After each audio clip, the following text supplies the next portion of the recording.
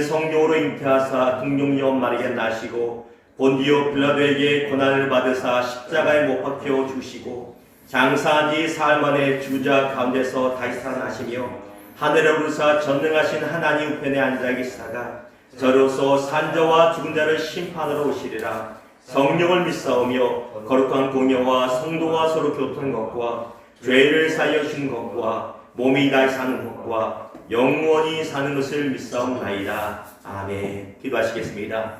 사랑하는 가 풍성하신 아버지 하나님 감사를 드립니다. 우리 사랑하는 주의 자녀들, 아버지의 백성들 지난 한 주간도 지켜주시고 건강한 모습으로 예배 자리 앞에 다시 나오게 하심을 감사를 드립니다. 주님, 비록 영성 예배로 모여야 되는 안타까움이 있지만 그럼에도 불구하고 이렇게라도 같이 예배하며 주의 은혜를 같이 나누게 하심을 감사를 드립니다. 주님, 영성 예배를 통하여 예배할 때 어려움이 많습니다. 집중되기 어렵고 온전히 찬양하기 어렵고 말씀 가운데 빠져들기 참 어려운 상황임을 주님이 아십니다. 그러나 이 시간에 성령이 함께하여서 전심으로 예배하는 예배자들 되게 하여 주시고 각 가정이 예배 초소로 부릿듯하게 하여 주시고 혹시 직장에서 예배드리고 있다면 직장이 예배 초소 되게 하여 주시옵소서. 한국교회를 주의 이름으로 축복하며 올려드립니다. 한국교회에 참으로 많은 어려움이 있습니다. 주님, 한국교회 하나 되게 하여 주시고 정결케 되게 하여 주시고 이 어려움을 통하여 새롭게 태어나게 하여 주시옵소서. 주님, 코로나 바이러스 인하여 정부에서 많은 노력하고 있으며 특별히 의료진들이 많은 수고를 하고 있습니다. 정부의 노력과 의료진의 수고 가운데 기름 부어 주시고 그들의 수고를 통하여 속기 종식될 수 있도록 붙잡아 주시고 전 세계적으로 퍼져나가는 것을 바라보며 주의 뜻을 깨닫기 원합니다. 주여 긍휼히 여기시고 다만 불쌍히 여겨 주시옵소서. 우리 성도님들 각자 기도 제목이 있을 것입니다. 마음에 답답한 가지고 이 예배에 소소에 또한 아비 각자 핸드폰을 가지고 TV 앞에 모였을 것입니다. 예배할 때 풀어진 역사 있게 하여 주시고 예배할 때 치유된 역사 나게 하시고 예배할 때 회복된 역사로 함께 하여 주시옵소서. 우리 찬양을 통해 영광 받으시고 말씀을 통해 영광 받으실 주님을 찬양합니다. 감사합니다. 예수님의 이름으로 감사하며 축복하며 기도드렸나이다. 아멘.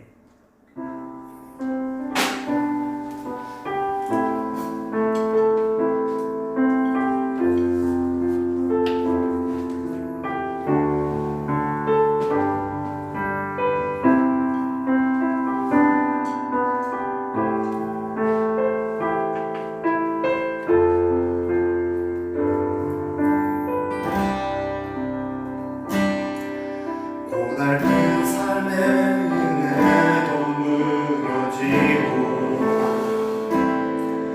곧 사라질 것에 내 맘들에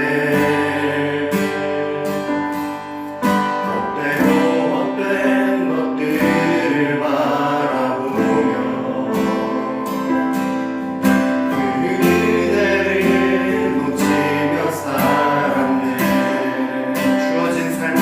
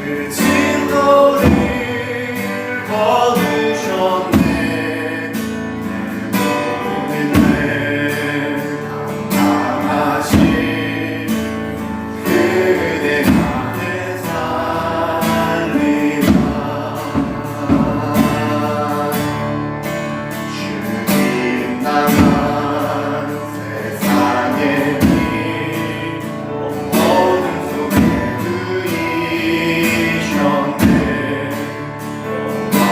영광스러운 그의 날에 무덤에서 부활했네 승리하신 우리 주님 원수를 물리쳤네 나 주의 것 주나의 것 주 보혈 안에 살리라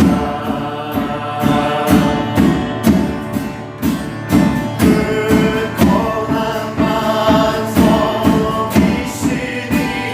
그 위에 내가 서리라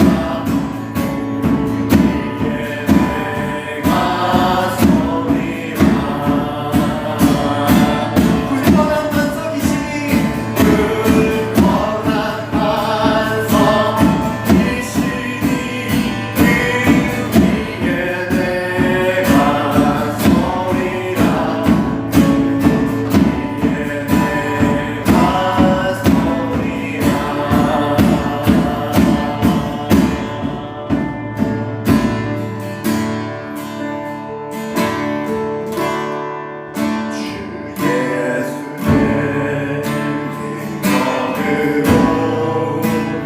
내 속에 두려움 없네 나의 삶은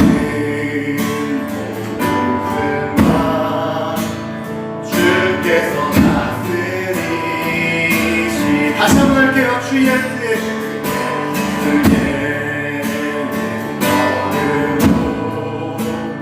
내 속에 두려움 없네 나의 삶은 모든 것 주께서 다스리시는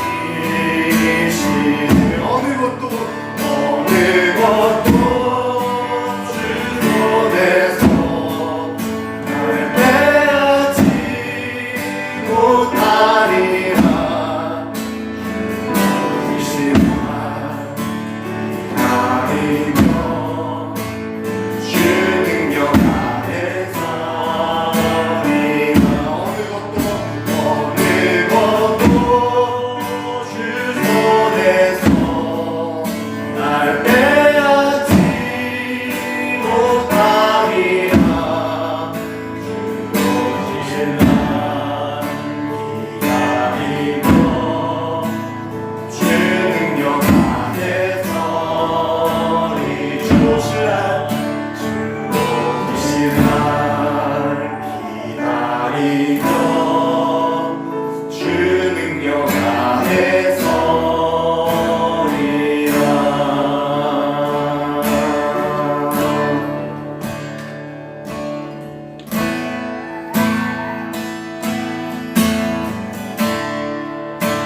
우리 이 시간 같이 나의 영혼이 찬양하면서 우리 마음과 정성을 주님께 드리도록 하겠습니다. 나의 영혼이 잠잠히 하나님만 바라며 나의 구원이 그에게서 나를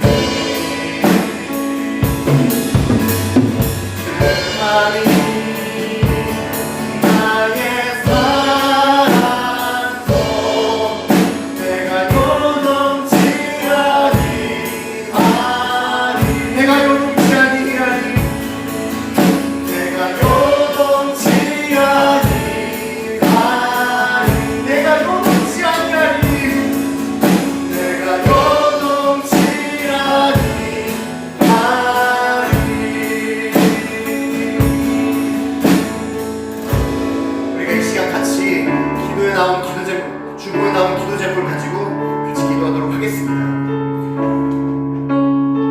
코로나 사태가 한국은 어느 정도 그래도 정리되는 것처럼 보이지만 사실은 WHO에서는 팬데믹을 선포했고요. 이탈리아와 프랑스는 굉장한 숫자로 많은 사람들이 코로나에 걸려가고 있고 그것으로 고통받고 있습니다. 이 시간 우리 같이 기도할 때 코로나야 그 질병과 힘의 격도로 싸우고 있는 정부, 의료진, 자원봉사자들을 주님께서 도와주시고 축복하여 주십시오. 같이 기도했으면 좋겠는데요. 그들의 과로로 어쩌면 지금 어떻게 서술 수 없는 상황 때문에 굉장히 마음이 힘들 수도 있습니다.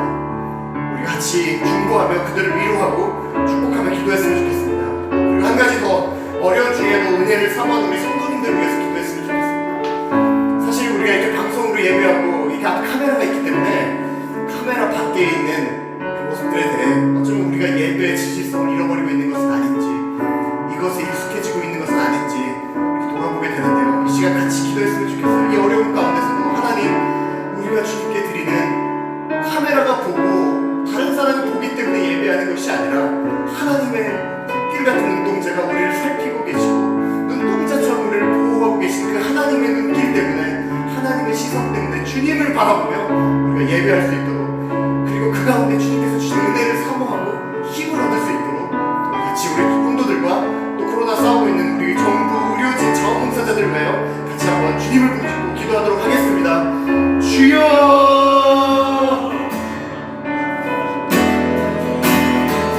하나님 아버지, 주님께서 우리가 은혜를 더해 주십시오. 하나님, 정말 하나님 이시대 어려운 가운데 정말 하나님 사람들을 돕기 위해 구하고 있는 하나님과 정말 하나님 전문자들을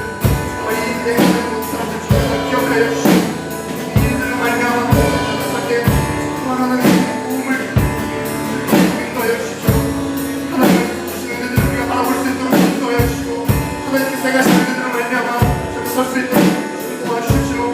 하나님, 팬데믹 선포된 이 시대 가운데 정말 하나님 질병으로 인해 고통받고 있는 사람들을 위로하여 주시고 이 어려움 가운데 은혜를 사모하는 우리 성도님들을 기억하여 주셔서 주 앞에 예배하고 주 앞에 설 때 하늘로부터 오는 위로와 하늘로부터 오는 축복과 하늘로부터 오는 힘과 지혜와 능력을 이기고 하나님 승리하고 정말 하나님 주님을 다시 한번 바라보며 하나님의 영광을 정말 하나님을 바라보는 힘을 얻을 수 있도록 저희 인도하여 주십시오. 하나님 같은 사람들을 위로하여 주십시오. 하나님 힘의 격도로 뻗고 있는 우리 하나님 우리 지체들을 위로하여 주시고 지치지 않고 힘으로 하나님 이 어려운 사태들을 인식하기 위하여 힘을 다하여 공부할 때 정말 하나님께서 주시는 은혜를 바라보며 누릴 수 있도록 주님 도와주십시오. 주님 은혜를 도와여 주십시오. 하나님 함께하여 주십시오. 주님, 그렇습니다. 우리가 같이 기도하는 것이 땅에 떨어지지 않게 하여 주셔서 속히 전 세계적으로 퍼지고 있는 코로나의 영향력이 예수 이름 앞에 굴복하게 하여 주시고 속히 모여 예배하는 예배가 회복되게 하여 주시고 정결케 하여 주셔서 어려운 중에 예배의 상황과 사모하는 우리 성도들 마음 다해 주 앞에 헌금 드리고 몸과 정성 드리기 원하는 성도들의 마음을 붙잡아 주시고 우리를 들어 사용하여 주시옵소서. 마지막 때에 주님이 찾으신 자들이 바로 우리들 되게 하여 주시옵소서. 감사합니다. 주님께서 홀로 영광 받으시기 원합니다. 거룩하신 예수님의 이름으로 축복하며 기도드렸나이다. 아멘. 주의 이름을 축복합니다. 우리 같이 인사할까요? 잘 오셨습니다. 주의 이름 축복합니다. 우리 가족끼리 앉아있다면 가족의 손을 잡아주시고 수고 많으셨습니다. 일주일 고생하셨습니다. 이렇게 인사해 주시고 또 축복하셨으면 좋겠습니다. 우리 거룩한 손을 뻗어서 방송을 통해서 우리 같이 머릿속으로 기억하며 축복합시다. 사랑하고 축복합니다. 사랑하고 축복합니다. 주의 이름 축복합니다. 우리 알린 소식 보겠습니다. 올해 우리 교회 부르심은 성령이 일하시는 가정과 교회입니다. 비록 영상으로 드리고 있는 이런 상황이지만 성령께서 각 가정과 사업체와 직장과 모든 영역에 임하기를 주의 이름으로 축복합니다. 신종 코로나 바이러스가 아직 확산 중입니다. 우리나라와 중국은 좀 잠잠해졌지만 전 유럽 쪽으로 많이 퍼지고 있는 거 아시지요? 속히 종식되어 함께 모여 예배드리는 그 예배가 회복됐으면 좋겠습니다. 물론 가정에서 예배 드린 것도 진짜 예배고 직장에서 드려도 참 예배입니다. 그럼에도 불구하고요. 함께 모여 성도가 같이 모여 교제하며 예배하는 그 예배의 현장감, 그 함께 모여 예배할 때 예배관에 임하는 성령의 임재는 가정에서 느낄 수 없는 것입니다. 그렇기 때문에 더욱더 사모해야 되는 것이죠. 여러분이 가정에서 예배 드릴 때 얼마나 힘든지 제가 잘 압니다. 저도 협력 모교회인 강남비전교회가 월요일, 화요일, 목요일, 금요일, 토요일 저녁 8시부터 8시 반까지 매일 밤 기도회를 하거든요. 거기 유튜브를 통해서 참여하면요. 집중이 잘 안 될 때가 많아요. 찬양도 하기 좀 뻘쭘할 때가 있고요. 말씀은 좀 괜찮고 한데 그럴 때는요. 저는 무릎을 꿇습니다. 핸드폰을 손에 끼고 무릎을 꿇고 예배 드리면요. 제 몸의 자세가 변하듯이 마음가짐도 변하는 거 봐요. 혹시 지금 이 시간에 예배 드리는데 집중이 안 되신다면 겸손하게 무릎을 꿇으셔도 되겠고요. 겸손하게 좀 올바른 자세 앉으실 때 또 아름다운 예배를 드릴 수 있을 것 같습니다. 여러분의 고민 주님이 알고 계십니다. 네이버 밴드를 통해서도 실시간으로 월요일부터 금요일 저희 교회 새벽 예배를 드리고 있습니다. 함께 하시고 또 말씀을 올려두니까 또 주중에 낮에라도 들으시고요. 저녁에는 협력 모교회 기도회에 함께 참여해도 참 좋겠습니다. 평신도 조직신학관영을 밴드를 통해서 진행하고 있습니다. 많은 분들이 함께 하셔서 감사하고요. 더 많은 선한 영향력 또 질문 있으시면 언제라도 알려주시면 그 시간을 통해서 여러분 신학적인 질문, 신앙적인 고민을 같이 풀어보도록 하겠습니다. 예배 헌금은 온라인 계좌 이체를 통해서 드려주시면 감사하겠습니다. 목자 교육 및 3월 목장 모임 또한 봄학기 전도와 주중영어는 상황에 따라서 결정이 되어야 됩니다. 여러분 기도해 주시기를 부탁드립니다. 다른 특별한 광고 말씀 없으시면 우리에게 주신 주의 말씀 보았으면 좋겠습니다. 오늘 우리에게 주신 말씀은 신약성경 요한복음 9장입니다. 여러분 가지고 있는 성경을 펴시면 되겠습니다. 요한복음 9장입니다. 요한복음 9장 1절에서 7절입니다.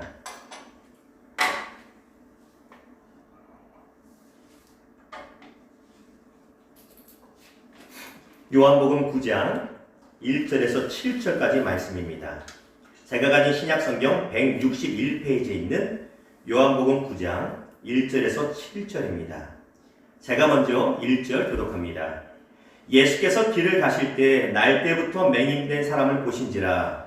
제자들이 물어 이르되 라비여, 이 사람이 맹인으로 난 것이 누구의 죄로 인함이니까? 자기니까 그의 부모니까? 예수께서 대답하시되 이 사람이나 그 부모의 죄로 인한 것이 아니라 그에게서 하나님이 하신 일을 나타내고자 하심이라. 때가 아직 아침에 나를 보내신 이의 일을 우리가 하야 하니라. 밤이 오니 그때는 아무도 일할 수 없느니라. 내가 세상에 있는 동안에는 세상의 빛이로라. 이 말씀을 하시고 땅에 침을 뱉어 진흙을 이겨 그의 눈에 바르시고 7절 같이 있습니다. 이르시되 실로암 못에 가서 씻으라 하시니 실로암을 번역하며 보냄을 받았다는 뜻이라. 이에 가서 씻고 밝은 눈으로 왔더라. 아멘. 오늘 말씀을 가지고 성도의 고난은 하나님이 일하시는 통로가 됩니다라는 주제와 제목으로 주의 마음을 잠시 나누기를 원합니다. 지난 금요일 이틀 전 새벽 2시까지 오늘 말씀 준비를 마무리하며 또 준비하고 있다가 늦게 잠이 들었습니다.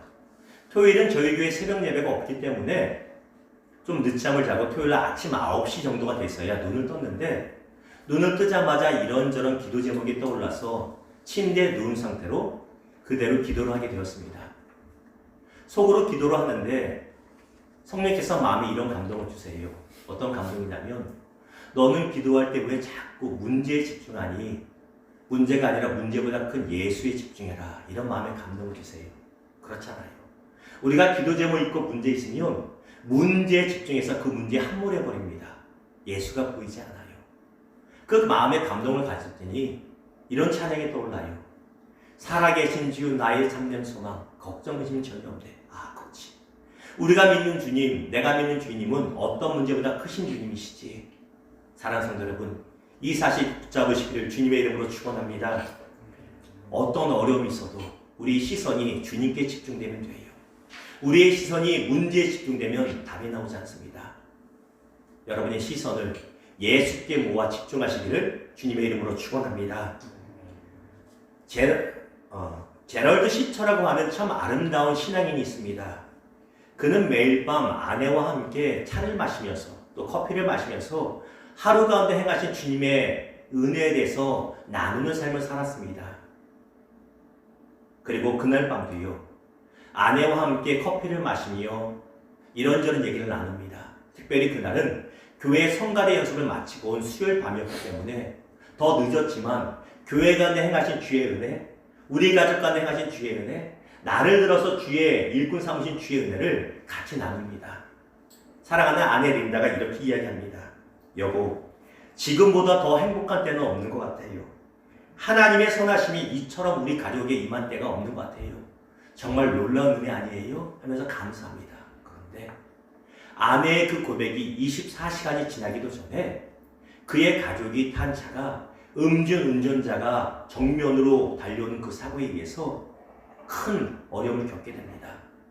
아름다운 믿음의 고백을 했던 아내 린다는 그 자리에서 직사하고, 제럴드 시처의 어머니도 그 차에 타고 있다가 돌아가시고, 사랑하는 딸도 죽게 됩니다. 제럴드 시처와 남은 두 아들은 중상을 입게 됩니다. 도무지 이해할 수 없는 것입니다. 도무지 예상할 수 없었던 사고고 고난입니다. 제럴드 시처와 그의 가족이 평소에 신앙생활을 엉망하고 예배생활도 제대로 안 하고 그냥 이건 뭐 믿는 건지 안 믿는 건지 모를 정도로 성도인가 아닌가, 이런 성도는 본 적 없었다 말할 정도로 그렇게 신앙생활을 했다면, 악하게 살았다면 그들이 겪는 그 고난이 어느 정도는 이해가 될 수 있습니다. 봐라, 신앙생활 제대로 안 했더니 그러지 않냐, 이렇게 말할 수 있잖아요. 좀 이해가 되잖아요. 그런데 그 반대입니다. 정말 열심히 신실하게 아름다운 신앙생활을 했기 때문에 그 고난의 충격이 더 큰 거예요. 도무지 이해할 수 없는 거예요. 분명히 하루가 지나기 전에 우리 가족 가운데 행하신 하나님의 은혜가 큽니다라고 예배하며 감사했는데 왜 이 고백을 한 아내를 데려가시는가? 제럴드 시처가 너무 힘들어서 몇 개월 우울증에 걸려 시달리게 됩니다. 감사하게도 하나님의 은혜 가운데 회복이 되었는데, 회복된 그가 3년 만에 이런 책을 써서 많은 사람들에게 도전을 줍니다. 그의 책의 제목이 하나님 앞에서 울다라는 거예요. 관념적인 고난에 대한 책이 아니라 실제로 예상치 못한 어려움과 고난을 겪었을 때 하나님 향한 원망, 분노, 그리고 그것보다 큰 하나님의 은혜에 대한 책입니다. 그리고 그 책의 내용이 한 문장으로 요약하면 이거예요. 그는 말합니다. 그 어떤 고난보다 하나님의 은혜가 크다라는 것입니다. 시편 119편 71절에 이렇게 말합니다. 고난 당한 것이 내게 유익이라 그로 말미암아 내가 주의 율례들을 배우게 되었나이다. 우리는 코로나 바이러스가 왜 있는지 모릅니다. 왜 우리 민족뿐만 아니라 전 세계적으로 팬데믹이 선포되어야 되는지 우린 그 이유를 몰라요. 그럼에도 불구하고 한 가지 분명한 것은 우리가 믿는 예수 그리스도는 코로나 바이러스보다 크고 위대하심을 기억하시기를 주님의 이름으로 축원합니다. 코로나뿐만 아니라 우리가 겪는 삶의 아픔과 장애와 질병과 그 어떤 고난이라 할지라도 그 이유를 다 알 수 없습니다. 그러나 분명한 사실은 그 어떤 어려움보다 우리 주님이 위대하심을 기억하시기를 거기에 소망을 두시기를 주님의 이름으로 축원합니다. 이거 기억하면요 오늘 말씀 다 들은 거나 마찬가지입니다. 물론 그렇다고 지금 끝내지 않을 겁니다. 이렇게 끝낼 수는 없지요. 일주일 만에 여러 번 배웠는데 자 오늘 말씀의 배경은 이렇습니다. 말씀의 배경을 보았더니 그날은 안식일인데 예수님께서 제자들과 함께 예루살렘에 계시면서 예루살렘 근방을 늘 산책을 하셨는지 전도를 하셨는지 모르겠어요. 길을 가시는데 나면서부터 맹인되었던 앞을 못 보는 사람이 구걸하고 있는 것을 보게 됩니다. 제자들이 그 사람을 보고 묻습니다. 예수님, 이 사람이 나면서부터 보지 못하는 것이 이 사람의 죄 때문입니까? 아니면 이 사람의 부모의 죄 때문입니까? 라고 물어요. 유대인들에게 있어서 질병이라든가 어떤 장애라든가 어떤 고난이나 이런 것은 그 사람의 죄의 결과라고 믿는 것이 일반적이었습니다. 그런데 그 사람은 나면서부터 장애를 가졌기 때문에 제자들은 자연스럽게도 예수께 이렇게 묻습니다. 저 사람이 나기 전에는 죄를 짓지 못했으니 저 사람의 부모의 죄가 아닙니까? 라고 묻는 것입니다. 그런데 누구의 죄 때문에 이런 질병과 고난이 있습니까? 라는 질문은 비단 유대인들만 하는 것이 아니에요. 우리 민족도 많이 하는 것이고요. 특별히 정상적인 신앙인들이라면 누가요? 저와 여러분 같은 온전하지 못하지만 그래도 정상적인 신앙인들이라면 삶의 고난을 당하면 반드시 가장 먼저 하게 되는 질문이 이 질문이에요. 주님, 우리 가정 가운데 있는 제 삶 가운데 발생한 이 어려움이 누구의 죄 때문입니까? 좋은 거죠. 왜 돌아보게 됩니까? 혹시 내 죄 때문입니까? 특별히 저도 부모지만 여러분 부모잖아요. 자녀한테 어려움이 있으면 부모들은 가슴 아파하면서 주 앞에 먼저 물어요. 이걸 혹시 저의 죄 때문에 우리 자녀의 삶에 어려움이 있는 건 아닙니까? 정말 가슴 아픈 질문이죠. 물론 우리의 죄로 결과로 인하여 이런 어려움이 임할 수 있습니다. 그러나 성경을 보니 욥이 당한 고난이나 사도 바울이 당한 고난을 보면 꼭 그런 것은 아니라는 것이에요. 근데 분명한 것은 한 가지가 있습니다. 예수께서 이렇게 말씀하시죠. 우리 3절 같이 읽습니다. 시작. 예수께서 대답하시되 이 사람이나 그 부모의 죄로 인한 것이 아니라 그에게서 하나님이 하신 일을 나타내고자 하십니다. 아멘. 그 장애와 질병과 어려움의 일을 우리 모릅니다. 죄 때문인지 아닌지 몰라요. 그런데 예수님 말씀하세요. 저 사람이 나면서부터 맹인된 것은 그런 것이 아니라 분명한 것은 하나님이 하신 일을 나타내기 위함이라. 원문에 보았더니 하나님이 하신 일이라는 것은요, 다시 말하면 하나님의 영광에 나타난 통로가 되게 하시려고 하나님이 그 어려움을 통해서도 고난을 통해서도 하나님의 영광을 드러내시기 위함이라고 말씀하신다는 것입니다. 요한복음 11장에 보면 베다니에 살던 나사로라는 사람이 병이 들어 죽게 됩니다. 사람들이 예수님을 초청해서 병 낫기를 간구합니다. 근데 웬걸요? 예수님이 그 소식을 들으시고도 며칠을 거기서 지체하십니다. 그리고 늦게 가셨더니 베다니의 나사로는 이미 죽어서 무덤에 장사된 지 4일이 지났습니다. 나사로의 누인 마르다가 예수께 나와 원망하며 울며 이렇게 얘기하죠. 예수님, 예수님이 지체하지 않고 일찍 오셨다면 이런 일 없잖아요. 무덤 앞에서 슬피 울며 원망합니다. 근데 주님이 뭐라고 말씀하세요? 요한복음 11장 40절 시작. 예수께서 이르시되 내 말이 내가 믿으면 하나님의 영광을 보리라 하지 아니했느냐 하시니, 내가 믿으면 하나님의 영광이 너희 오라버니의 죽음을 통해서도 병듦을 통해서도 나타날 것을 내가 말하지 않았느냐. 무슨 말이에요? 우리 삶에 얘기했지 못한 고난을 통해서도 하나님은 일하고 계시며 하나님의 영광이 나타나는 통로가 됨을 기억하시기를 주님의 이름으로 축원합니다. 이번 코로나 바이러스로 인하여 많은 교회들이 어려움을 겪습니다. 영상 예배를 드리고 있고요. 벌써 2주, 3주차가 되니까 적지 않은 교회들이 영상 예배를 포기하고 다시 모이더라고요. 그분들을 비난하고 비판한 것이 아니라 마음에 두려움이 있어요. 혹시라도 안 좋은 일이 있으면 비난을 교회가 받아내고 예수가 받아야 될 텐데 라는 어려움이 있습니다.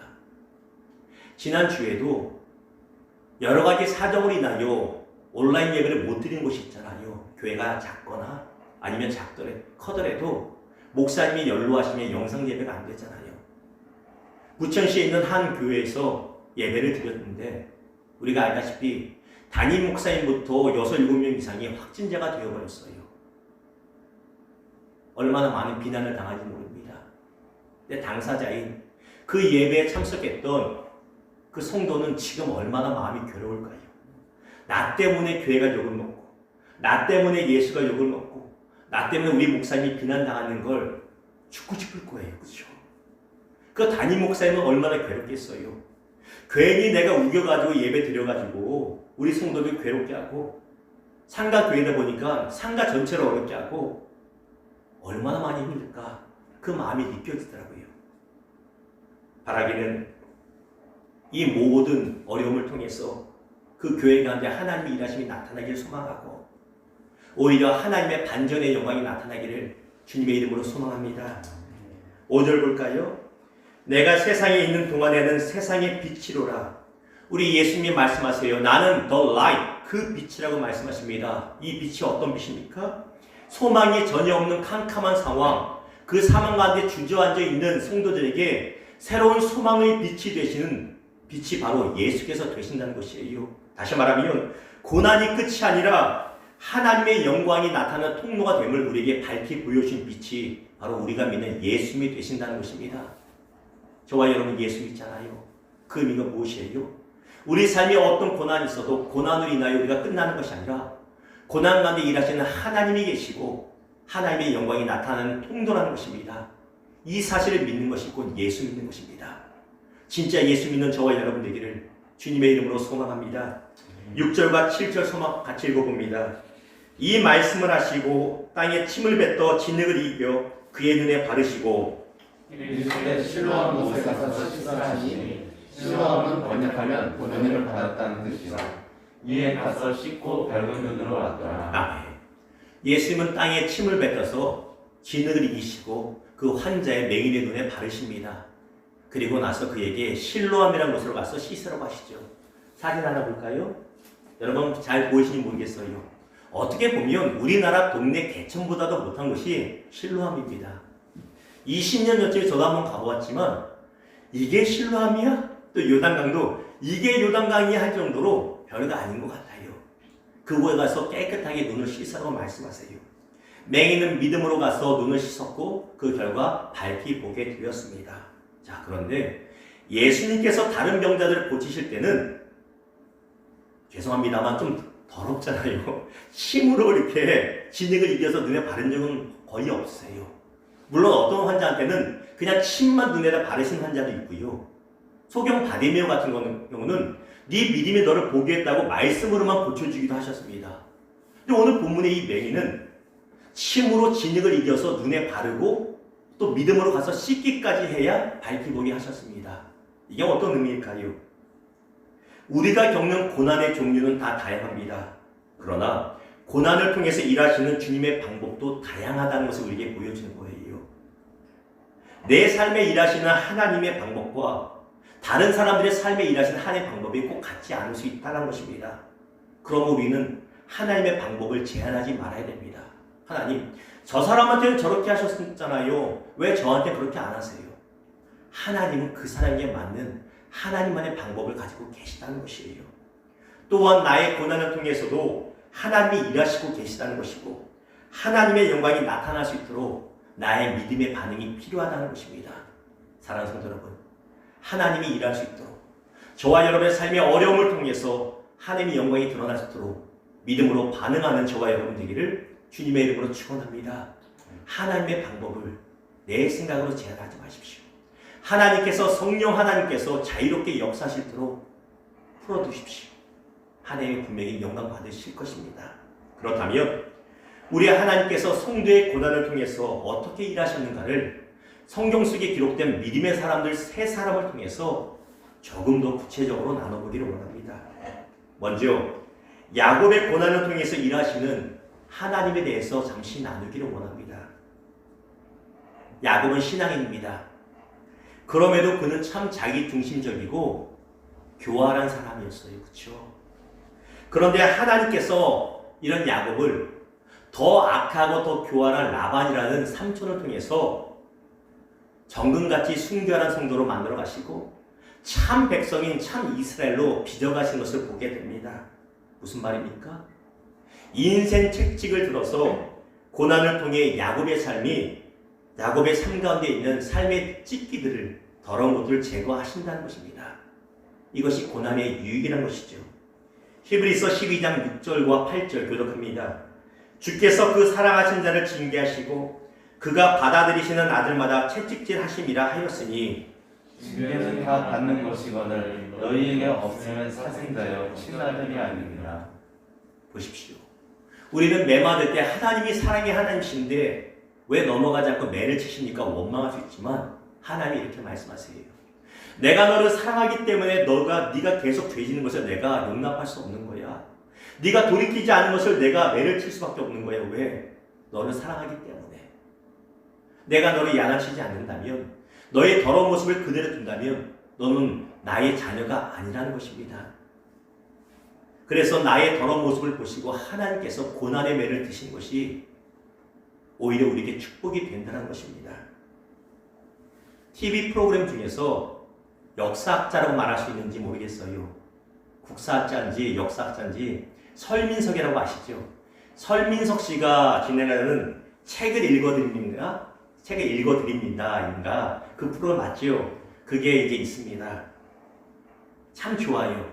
여러분도 다른 거 보지 마시고요. 그 프로그램 유튜브에도 잘 나옵니다. 추천할 테니까 보세요. 강력하게 제가 추천합니다. 이렇게 강력하게 추천할 수 있는 이유는 아무리 제가 추천해도 여러분이 안 볼 걸 알기 때문에 여러분이 안 봐서 제가 예화를 얼마든지 사용해야 할 걸 알기 때문에 강력하게 추천합니다. 한번 보십시오. 며칠 전에도 한 1시간 반 이상을 쭉 보았습니다. 삼국지도 보고 특별히 임진왜란 당시에 유성룡이라고 하는 재상이 그린 징비록에 관한 내용을 보았습니다. 근데 징비록에 의하면 우리의 조선이 임진왜란 초기에 단 15일 만에 한양까지 뺏길 정도로 패배할 수밖에 없었던 이유가 나오고 있어요. 여러분 무엇인지 아시겠어요? 그 이유가 무엇이냐면 조선이 태조 이성계로부터 건국되어 임진왜란까지가 200년 정도 되는데 그 200년 동안에 너무너무 살기 편했다는 거예요. 그게 이유입니다. 먹고 살만했다는 거예요. 너무너무 편했다는 것이 바로 전쟁에서 연전연패했던 이유가 된다는 것입니다. 당시 외란을 일으켰던 도요토미 히데요시가 전쟁 전에 조선에 첩자를 보내게 됩니다. 근데 첩자가 첩보를 이렇게 가지고 옵니다. 도요토미 히데요시가 믿지 못했다고 해요. 왜? 내용이 기가 막혀서. 조선에는 두 가지가 있습니다. 하나는 군대가 없습니다. 믿을 수가 없는 거예요. 무슨 놈의 나라가 군대가 없냐? 너무 편하니까 군사력이 없는 거예요. 또 한 가지는 조선에는 인구 중에 절반이 다 노비입니다. 이 양반들이 먹고 살만하니까 자기들만 먹고 사는 거예요. 나머지 다 노비 만들어 버렸어요. 나라가 엉망인 거죠. 그러다 보니까 질 수밖에 없어요. 위기 중에 징병을 하여 의병을 모았는데 나라에서 징병했는데 선비들까지 다 나왔잖아요. 참 재밌는 것은요. 선비들이 전쟁하러 나왔는데 뭘 갖고 왔냐면 붓을 갖고 왔대요. 붓을 갖고 와서 우리는 붓질밖에 할 줄 모릅니다. 낫질도 해본 적 없고 삽도 써본 적이 없으니 붓 갖고 와서 전쟁했다는 거예요. 전쟁하게 나왔다는 거예요. 그러니 지을 수밖에 없었다는 것입니다. 설민석 씨가 어려서부터 예수를 잘 믿던 침례교 신자입니다. 중고등부 회장도 했을 정도로 지금은 잘 아니라고 하는데 참 열심히 있던 학생이라고 했다고 해요. 그래서 그런지 그분이 본인의 프로그램을 진행하면서 이런 얘기를 합니다. 여러분, 우리가 서로 만나면 간밤에 별일 없었죠? 만수무강하시길 바랍니다. 형통하시길 바랍니다. 우리 성도들도 그런 인사 좋아하잖아요. 여러분, 그런데 그런 인사가 사실은 악담입니다. 그분이 이렇게 얘기해요. 왜 악담인 줄 아세요? 고난이 없는 삶은 우리로 하여금 더러워지고 타락하게 만들기 때문이에요. 고난이 있을 때 정결해지고 아름다워지고 강해지기 때문입니다. 목사님인 줄 알았어요. 성경적인 교훈이잖아요. 우리 삶에 고난이 없기를 바란다고 우리는 서로 덕담을 나누지만 사실 그것이 우리를 얼마나 더럽게 하는지 몰라요. 성경에 그런 문장이 나옵니다. 보십시오. 예레미야 48장 11절 같이 읽어봅니다. 시작. 모압은 젊은 시절부터 털어도 되지 아니하였으며 이 찌꺼기 위에 있고 이 그릇에서 저 그릇으로 옮기지 않은 같아서 그 맛이 남아있고 냄새가 변하지 아니하였도다. 아브라함의 조카인 롯이 있습니다. 롯의 후손이 암몬과 모압인데 그 후손 중에 한 민족이 모압이에요. 그런데 뭐라고 말해요? 모압에게는 평안함이 계속 있었대요.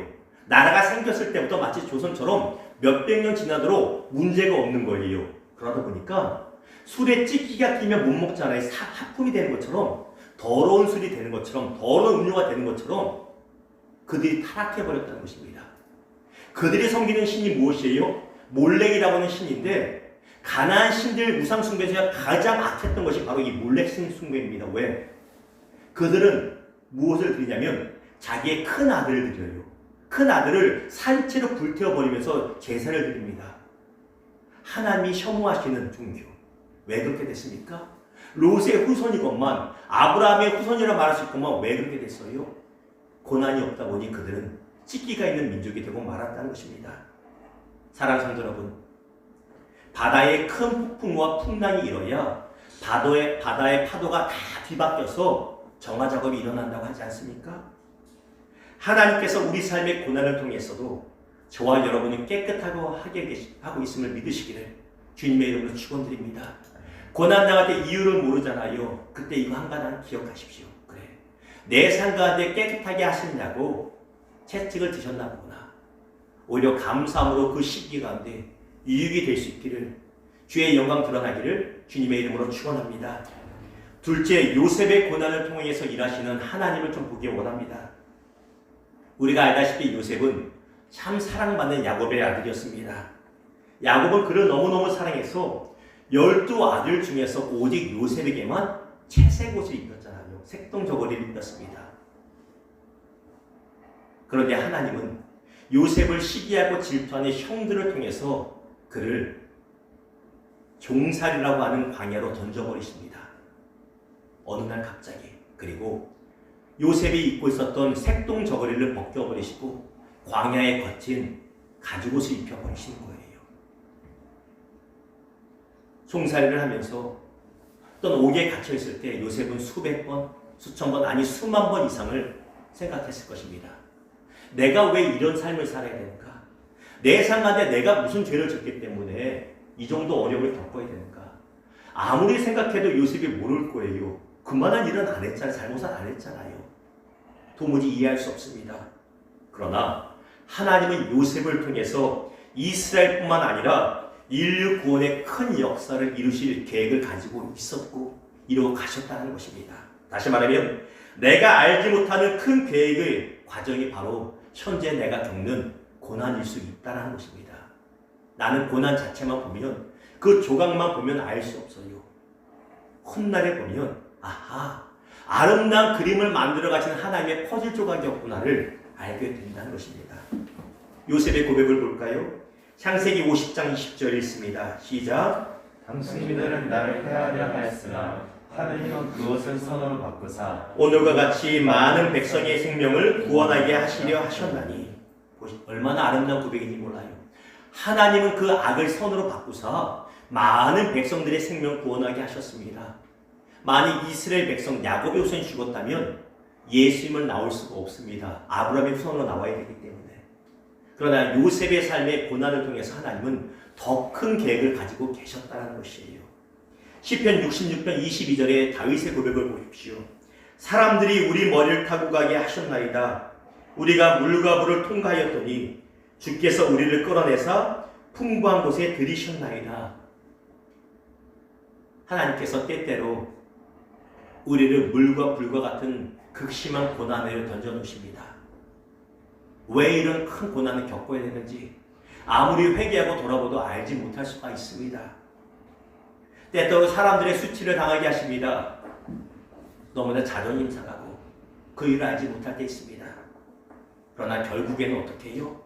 풍부한 것, 좋은 것으로 인도하시려는 하나님의 큰 계획이 있음을 기억하시기를, 이 사실을 붙잡으시기를 주님의 이름으로 부탁을 드립니다. 마지막으로 다윗의 고난을 통해서 일하시는 하나님의 모습을 보기 원합니다. 우리가 알다시피 다윗 또한 어려서부터 하나님 보시기에 참 아름다운 신앙인이었습니다. 그래서 하나님께서 그를 사울을 이은 이스라엘의 두 번째 왕으로 기름 부음하셨습니다. 그러면 꽃길이 열려야 되잖아요. 다시 말하면 아이돌 프로그램, 아이돌 가수나 댄서를 뽑는 그 프로그램에서 1등으로 뽑히면 소속사도 생기고 상금도 1억, 2억 생기고 앨범도 만들어지고 꽃길이 열려야 되는데 오히려 반대입니다. 하나님이 꽃길이 아니라 다윗을 광야의 길로 내몰아 버리십니다. 이유가 무엇일까요? 광야로 내몰린 다윗은 참 외롭고 힘든 삶을 살게 됩니다. 그런데 그 광야에서의 고난의 시기를 통해서 하나님은 다윗을 당신의 마음에 합당한 왕으로 빚어가시고 특별히 고난당하는 자들을 넉넉하게 품어줄 수 있는 큰 그릇으로 넓혀가시고 만들어 가셨다는 것이에요. 이것이 고난의 유익입니다. 사무엘상 22장 1절부터 2절 교독합니다. 다윗이 그곳을 떠나 아둘람 굴로 도망가며 그의 형제와 아버지의 온 집이 듣고 그리로 내려가서 그에게 이르렀고 하늘 나간 모든 자와 빛인 모든 자와 마음이 원통한 자가 다 그에게로 모였고, 다윗이 사울왕을 통해서 광야로 숨어 들어갑니다. 기가 막힌 것은요, 다윗만 사울왕한테 원통함이 있던 게 아니고 수백 명의 사람들, 성경 말하면 남자만 400명 이상, 나중에 600명 이상이 됩니다. 수백의 사람들이 다윗에게 물려듭니다. 근데 여기서 생각해 보십시오. 다윗이 고난을 겪지 않았다면 그 사람들 다양한 사람들이에요. 성격이 이상한 사람들, 행실이 이상한 사람들, 별 사람 다 있습니다. 그 사람들을 품어낼 수가 없어요. 그들에게는 공통점 하나 있어요. 무엇이요? 사울왕에게 원통함이 있고 고난당했다는 것. 다윗의 마음에 그 감정과 공감이 없었다면 다윗은 그들을 품어낼 수 없습니다. 그때 모였던 600명이 누가 됩니까? 나중에 하나님이 다윗을 진짜 왕으로 세우실 때 나라의 요직의 장관과 군인들이 되는 것이 바로 이 600명이 되는 것이에요. 하나님은 큰 고난을 통해서 다윗으로 하여금 왕이 될 만한 그릇으로 빚어가시고 넓혀가셨다는 것입니다. 반면에 다윗의 손자였던 르호보암이라고 하는 왕의 모습은 전혀 다릅니다. 르호보암은 할아버지가 다윗입니다. 아버지는 누구예요? 솔로몬이에요. 완전 금수저죠. 지금으로 말하면 재벌 3세입니다. 근데 이 시대 재벌 3세들의 안 좋은 모습들이 가끔씩 뉴스에 나오는 것처럼 르호보암도 부족함이 많았어요. 이유가 무엇일까요? 고난의 광야를 겪지 않았습니다. 태어났더니 할아버지가 다윗이고 태어났더니 아버지가 솔로몬이야. 왕궁에 태어난 금수저입니다. 고난의 시간을 겪지 않아서 공감의 능력이 현저하게 떨어집니다. 보십시오. 열왕기상 12장 14절 제가 읽습니다. 내 아버지는 너희의 멍에를 무겁게 하였으나 나는 너희의 멍에를 더욱 무겁게 할지라. 내 아버지는 채찍으로 너희를 징계하였으나 나는 정갈 채찍으로 너희를 징치하리라 하니라. 신하들이 와서 말합니다. 여로보암을 필두로 와서 당신의 아버지가 너무 많은 공세를 해서 우리 백성들이 살 수가 없습니다. 당신이 왕이 됐으니 우리 어려움 좀 알아주시고 좀 쉽게 좀 해주십시오 했더니 3일 뒤에 불러놓고 하는 얘기가 이 얘기예요. 우리 아버지가 힘들겠어? 난 더 어렵게 한다. 니네가 게을러서 쓸데없는 얘기 하는구나. 우리 아버지가 채찍으로 다스렸으면 나는 정갈로서 너희를 찌를 거야. 왜 이 말도 안 돼 있다고 소리를 나옵니까? 광야의 고난의 시기가 그에게는 없었다는 거예요. 백성들은 힘들다는데 그 공감의 능력이 현저하게 떨어졌던 이유가 고난이 없었기 때문입니다. 그 결과 나라가 남북 이스라엘로 갈라지게 됩니다. 사랑하는 성도 여러분, 하나님은 고난을 통해서 우리의 마음이 넓어지고 깊어지게 하십니다. 고난을 겪으면요, 어떤 사람들은 마음이 더 악해지는 사람도 있어요. 그런데 하나님의 성도들, 진짜 자녀들은요, 그 고난을 통해서 하나님이 그 마음을 넓어지게 하시고요, 깊어지게 하세요. 넉넉한 사람이 되게 하십니다. 그리고 이를 통해서 수많은 고난당한 사람을 품어낼 수 있는 지도자가 되게 하십니다. 여러분 가운데 고난이 있습니까? 그럼 이렇게 받아들이십시오. 이유는 모르더라도 하나님이 내 그릇을 넓히시는구나. 옆에 사람 보면서 인사합시다. 가족끼리도 괜찮습니다. 당신은 하나님이 나를 위해 나를 위해 보내주신 보내주신 자원봉사자입니다. 자원사자입니다. 왼수 같죠? 때로는 가족이 얘 때문에 못 살 것 같죠? 힘들죠? 나랑 안 맞죠? 그 안 맞는 것 때문에 내 인격이 깊어지고 내 인격이 넓어지는 거예요. 개인적으로 소망하기는 제 아내와 자녀들이 저를 원망 안 했으면 좋겠어. 저 때문에 본인들이 인격이 좋아지는 거예요. 저 때문에. 그렇게 생각하면 좋잖아요. 우리 교육자분들이 저한테 원망하는 게 아니라 그지 같은 담임 만나서 내 인격이 넓어지구나 생각하면 좋겠어요. 고난은요, 하나님이 우리를 깊어지게 하는 겁니다. 넓어지게 하는 통로입니다. 말씀 맺겠습니다. 한 사람을 소개할까 합니다. 잘생긴 청년 한 명 나오죠. 여러분 아시는 최성봉이라고 하는 청년입니다.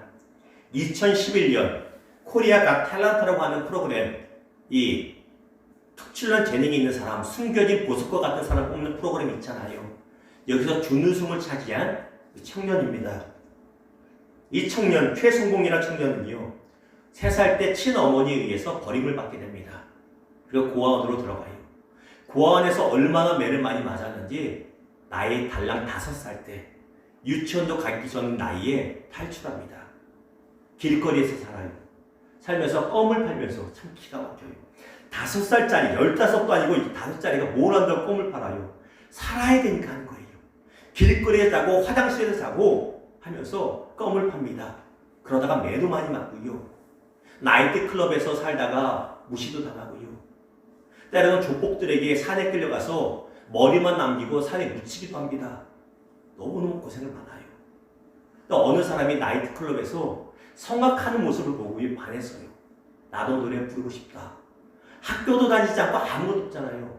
내 마음에 소원을 품고 있는데 하나님의 은혜 가운데 그가 하나님을 그 전에 만난지 후에만을 몰라요. 간증은 하고 다니시는데 은혜 가운데 대학생 성악가를 만납니다.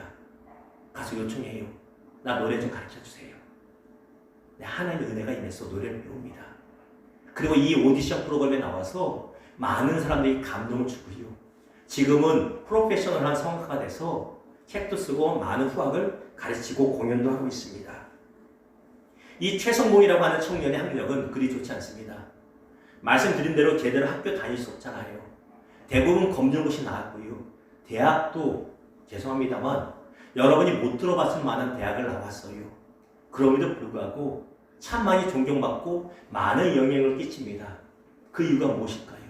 학력이 좋아서가 아니라 그의 스펙이 좋아서가 아니라 그에게는 스토리가 있었다는 것이에요. 그만의 이야기. 어떤 이야기예요? 고난 가운데 만들어진 최성봉이라고 하는 사람의 스토리가 있었다는 것이에요. 이런 스토리는요, 푸른 풀밭, 맑은 시냇가에서는 만들어지지 않습니다. 고난을 통해서만 만들어지는 거예요. 우리가 같이 읽는 신앙서적에 나오는 사람들 보면요, 다 어려움을 극복했어요. 그들만의 스토리가 있어요.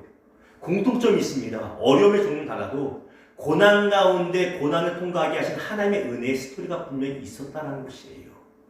그게 있을 때 우리가 영향력 있는 사람이라고 위인이라고 말하게 됩니다.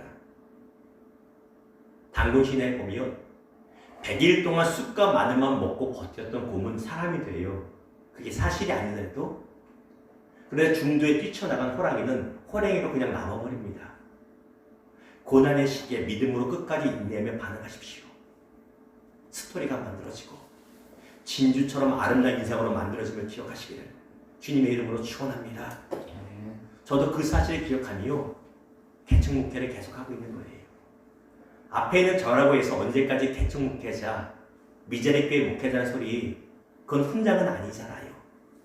그럼에도 불구하고 포기하지 않는 이유는 이 시기를 통해서 저를 다듬어 가시고 정결케 하시고 영광 받으신 하나님의 역사가 있음을 믿기 때문입니다. 신명기 8장 16절 우리 같이 힘차게 읽습니다. 시작. 내 백성들도 알지 못했던 만나를 광야에서 내게 먹이셨나니 이는 다 너를 낮추시며 너를 시험하사 마침내 내게 복을 주려 하심이었느니라. 마침내 내게 복을 주려 하셨느니라. 사랑하는 성도 여러분, 현재 우리가 겪는 우리 삶의 고난 그 어떤 것이 할지라도 하나님께서 우리 삶의 은혜의 스토리를 만들어 가시는 세트장님을 기억하시기를 주님의 이름으로 축원합니다. 길 수 있어요. 다른 사람의 고난 짧지만 내 고난은 긴 것 같이 느껴질 수 있어요. 그건 대장 영화라고 생각하십시오. 이 세트장에서 하나님이 일하고 계시고 큰 영광 받으실 것입니다. 우리의 어떤 고난을 통해서도 주님이 영광 받으시기를 주님의 이름으로 축원합니다. 우리 찬양팀 앞으로 나와주시고요. 시간에 말씀을 마치면서 함께 찬양하기 원하는 찬양이 있습니다. 이미 밴드에도 올려놓고 있지만 바로 광야를 지나며라고 하는 찬양입니다. 우리 준비하실 동안에 가사를 제가 좀 불러드릴게요.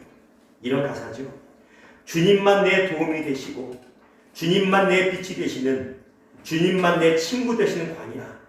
주님 손 놓고는 단 하루도 살 수 없는 것 광야. 광야에 서 있네.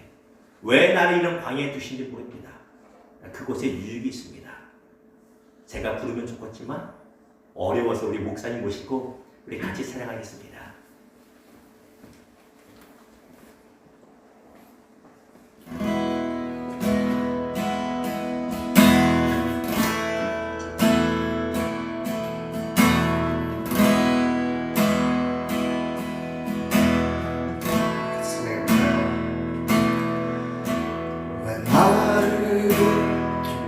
어둠 속에 홀로 두시는지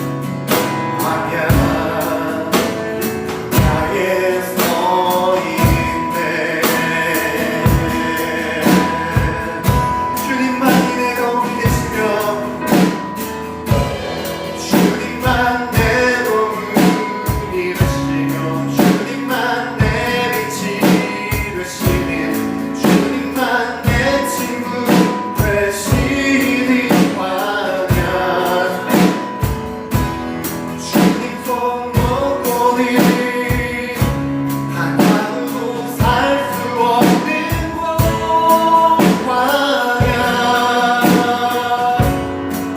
광야 주께서 나를 사용하시려 나를 더 정결케 하시려 나를 택하여 보내신 그곳 광야 성령이 내 영혼 다시 태어나게 하는 곳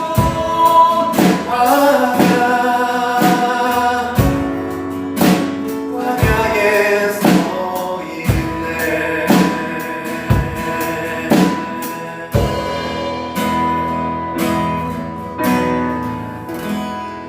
네, 축도하기 전에 죄송하다는 말씀드립니다. 오늘 영상이 많은 교회에서 영상을 드리고 있는지 또 저희 교회 건물 자체의 영상이 약한지 좀 더 버퍼링 있고 끊어졌다고 해요.